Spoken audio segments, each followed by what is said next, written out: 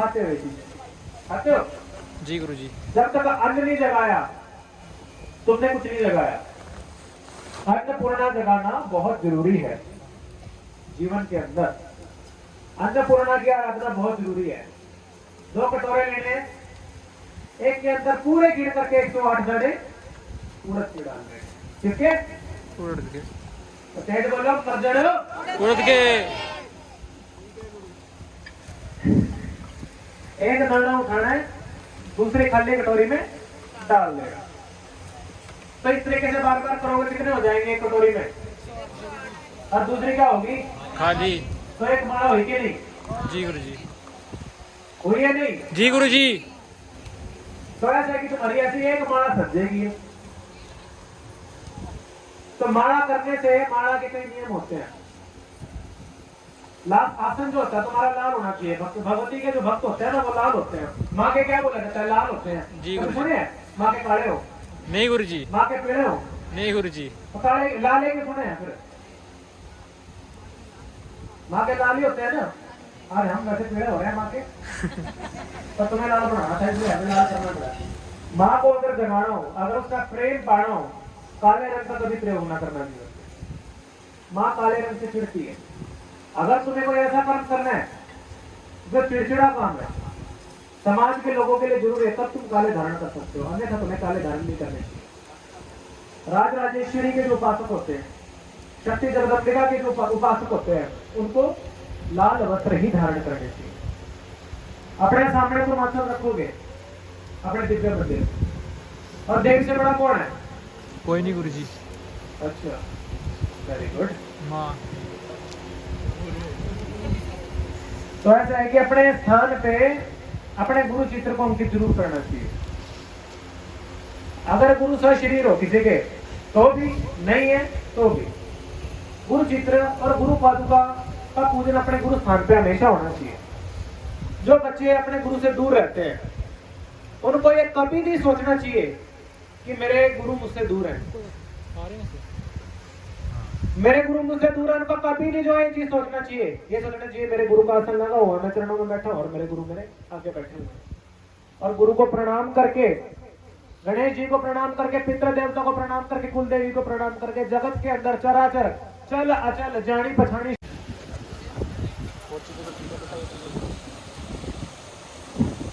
तो ये जो आसन है अपना अपने साथ लेकर के चलना है। बिना आसन के तुम कहीं बैठ नहीं सकते। बिना आसन के अगर तुम बैठ गए तुम्हारी साधना खंडित होने का डर हो सकता है। तुम्हारी शक्ति स्थान पे बैठ सकती है, अगर उस स्थान पर कोई और आके बैठ गया तो उसको तुम्हारी शक्ति का भाग मिल सकता है। कोई नीच पापी अगर आके बैठा उसका पाप तुमको मिल सकता है। लोग बोलते हैं हमारा आसन बांध दे, हमारी गद्दी बांध दे, हमारा फलाना बांध दे, हमारा फलाना पकड़ा बांध दिया। कुछ नहीं बांधता किसी ने, तुम्हारी गलतियों के कारण ये चीज होती है। बिना आसन के कभी भी नहीं बैठा जाता, ये याद रखिएगा। बिना आसन के बैठोगे खता खाओगे, समझे? बिना खाने पीने का कोई परहेज नहीं है तुम लोगों को।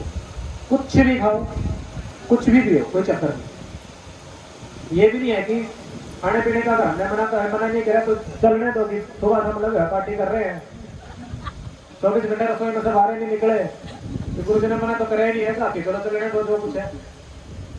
तो ऐसा भी नहीं है, खाना है पर लिमिट में खाना है, ऐसा भी नहीं है। जितना जरूरत है उतना खाओ, ओवर भी नहीं खाना है। वैसे तो साधकों को ये नियम होता है कि एक समय खाना चाहिए, लेकिन कोई बात नहीं, खाओ, क्योंकि भूखे पेट भजन ना हो। हमेशा हर कोई भूखे पेट हवन में बैठता है, और ये देवी का पुट्ठा सिस्टम है, हमेशा खाना खिला के सभी को हवन में बैठाया हमने, और हम खुद भूखे पेट हैं। चक्कर क्या है, एक माँ का दिल ऐसे होता है, ये चीज है। क्योंकि भूखे पेट भजन नहीं हो सकता, हमें पता है। और जो ओरिजिनल पुजारी होंगे ना इसके, वो खा पी के बैठे नहीं होते।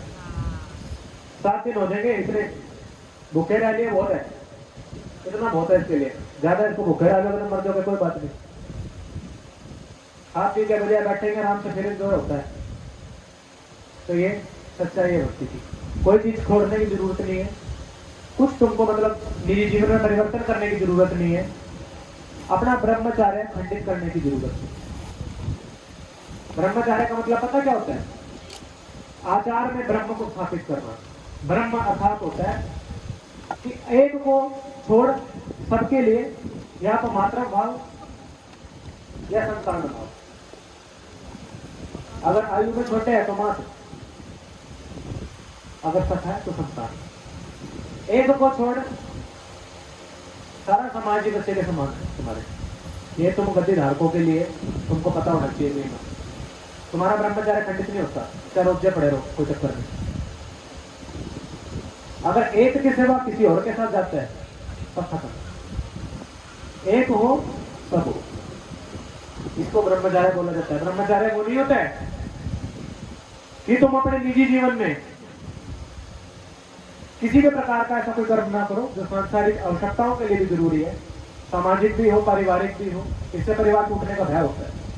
तुम अपनी भक्ति में रह लोगे, तुम अपने जो है दृढ़ निश्चय के पक्के हो, लेकिन तुम्हारा कुटुंब इसमें जो है खराब होता है। तो तुम्हारा परिवार खराब नहीं होना चाहिए इस चीज में। एक के साथ है सब है, अनेक के साथ इस मार्ग में निषेध है। तो एक के साथ है, तुमसे बड़ा ब्रह्मचारी कोई नहीं है, तुमसे बड़ा ब्रह्मधारी कोई नहीं है। तो ये तुम्हारा भक्ति का नियम है। सबसे बड़ा इसका नियम होता है भक्ति का कि सबके लिए समान भावना रखना। किसी के लिए वैर विरोध की भावना जीवन में मत रखना। कभी भी द्वेष की भावना, लालच की भावना, ईर्ष्या की भावना मन में मत रखना कि सिद्धि प्राप्त करके मैं किसी का हित कर दूंगा, मैं किसी का अहित कर दूंगा। माँ को साध्य करके सिद्ध करके मैं जगा करके माँ को समाज के मध्य में एक भय की स्थिति उत्पन्न कर दूंगा। समाज के बीच में याद रखना, भगवती वो है जो कुछ भी कर सकते है। अंगार में भी नृत्य कर सकती है, वो तुमको कुछ नहीं हो सकता। भगवती वो है, अंगार भी खा सकती है, तुमको कुछ नहीं हो सकता। भगवती वो नहीं होती जो लोगों के बीच में जो आया उसी के लिए डांस करने लगे। हाँ, ऐसी भक्ति से बचना है तुमको उस भक्ति के क्षेत्र में जाना है कि तुमसे ज्यादा ज्ञानवान कोई हो ही ना। तुम्हारे ज्ञान की परख हर किसी को होना चाहिए। कोई भी आया हो मैदान में, ज्ञानी पुरुष से ज्ञान की बात की जाएगी, आडंबर की बात नहीं की जाएगी। ज्ञानी बनना है तुमको, अज्ञान नहीं बनना। आडंबर कभी भी जो है जीवन में नहीं करना, ये याद रखना। साध्यता जीवन में लेके आओ, भगवती तुमसे दूर नहीं। यह भक्ति के नियम है।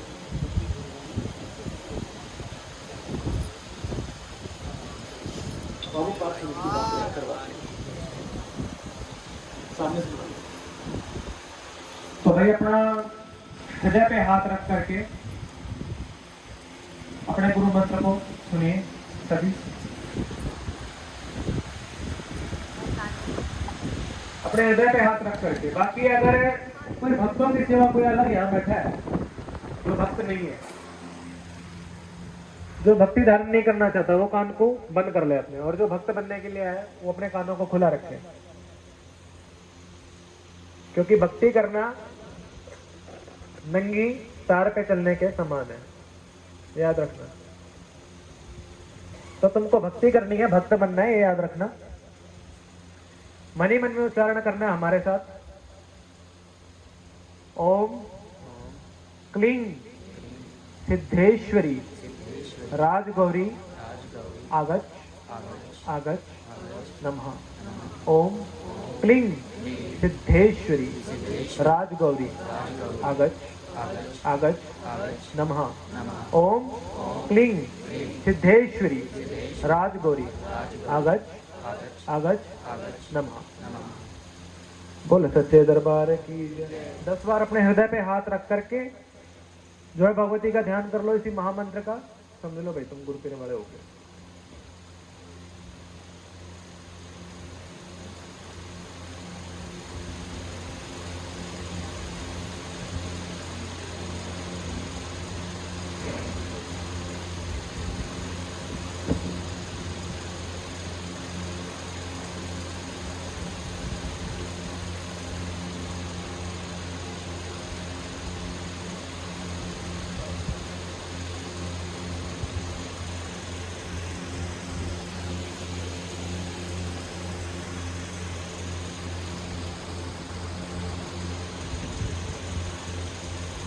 इसका 10 बार जाप करना है हृदय पे हाथ रख के और दिल से।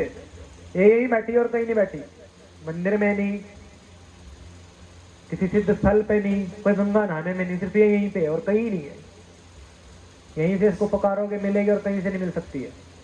10 बार इसका जाप करो ध्यान करके, 10वें बार में तुम्हारे जीवन में सिद्ध हो जाएगी। आज से इसका निरंतर जाप तुम लोग अपने जीवन में करोगे। खाना खाते हुए, पानी पीते हुए, और तो और शौचालय के समय पे भी तुमको जाप नहीं अपना छोड़ना, जाप करते चलना है। जीवन के अंदर दिन रात तुमको निरंतर तुम्हारा जाप चलना चाहिए। अगर तुम जाप छोड़ते हो तो वो भगवती के गुनाहगार हो। जाप नहीं छोड़ना, समझ लो, हो गए भक्ति वाले, इसको करके रखोगे, तुमसे ज्यादा शक्तिशाली कोई नहीं हो सकता, समझे। तो भक्ति का ये नियम है, भगवती का ये नियम है कि सदा से ही जप होना चाहिए, और जो जाप करता है उसी को सब प्राप्त होता है। जप से ही सर्वार्थ मनोरथ पूर्ण होता है, सर्व मनोरथों की पूर्ति होती है। तो जप अवश्य करिए। आज से आप लोगों का एक नया जीवन शुरू हो जाता है। इसकी जो संख्या है वो 5.25 लाख हम आप लोगों को देते हैं। इसको अधिक से अधिक आपको करना है, इतना अधिक भी नहीं करना है कि मंत्र पे मंत्र चढ़ जाए, इतना कम भी नहीं करना है कि 10 साल लगा दो। तो ये जो समय है तुम्हारा भक्ति का, इसका सदुपयोग करो, भगवती के समय का सदुपयोग करो। भगवती तुम्हारी मनोकामनाओं को पूर्ण करेगी। वो बच्चे अब अपना प्रसाद लेकर के आए जो भगवती के लिए बना के लेके आए।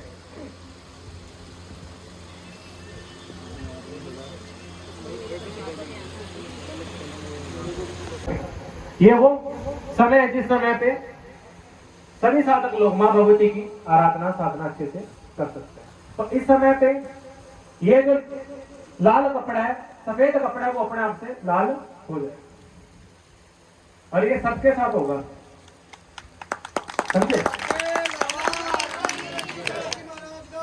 महामुद्रा जो होगी वो सबके साथ होगी। अगर अपने गुरु मंत्र के अंदर तुम्हारी श्रद्धा है, भगवती के अंदर श्रद्धा है, तुम्हारे यहाँ महामुद्रा में खुद साक्षात भगवती विराजमान होगी, समझे। तो ये उस समय का ये महामुद्रा का कपड़ा है, तुम्हें कहीं जाने की जरूरत नहीं। हमने पहले ही बोला है कि तुम मंत्रों वाले नहीं, मंत्र वाली तुम्हारे बस में है। तो फिलहाल जितने भक्त मंडल के लोग बैठे हुए हैं, जितने भक्त हैं और जितने भक्त हुए हैं, तो सभी भक्तों को यह आदेश है कि उस समय पे माँ भगवती की याद मंदिर में करने देना। तुम्हारे मंदिर में लाल कपड़ों से मंदिर को ढक देना, बाहर से पूजा करना, और अपनी जप संख्या को अधिक कर देना। नित्य हवन तुम्हारा होना चाहिए। दशांश हवन, 10 नैवेद्य पूजन होता है, गुरु पूजन सुना होगा अगर कहीं से जुड़े हुए हो, अगर कहीं से सुना हो। पंचोपचार पूजन, दशोपचार पूजन, षोडशोपचार पूजन। जो पंचोपचार पूजन होता है वो पितृ की पूजा के लिए होता है, भगवान के लिए किया जाता है। दशोपचार जो पूजन होता है जिसमें 10 चीजों से पूजन किया जाता है, कोई भी 10 चीजें जो तुम्हें नैवेद्य समय पे मिले, वो गुरु पूजन होता है। गुरु का पूजन हमेशा 10 चीजों से किया जाता है, क्योंकि गुरु तुम्हें 10 देवियों का ज्ञान देने में सक्षम है। और देवी का जो पूजन होता है वो षोडशोपचार पूजन होता है, जिसमें 16 प्रकार की चीजों से देवी की पूजा की जाती है। याद रखना, गुरु का 10, देवी का कितना नंबर होता है? देवी की आयु कितनी होती है? पता लग गया?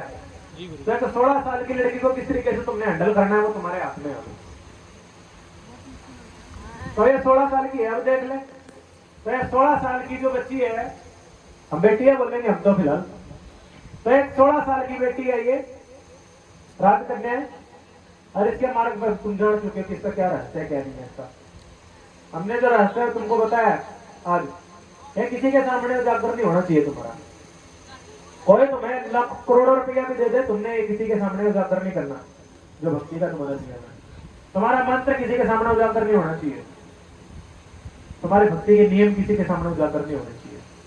अपने भक्ति तुम समाज के आगे भी अगर करोगे तो भी तुम्हें कोई पकड़ नहीं सकता कि तुम भक्ति कर रहे हो।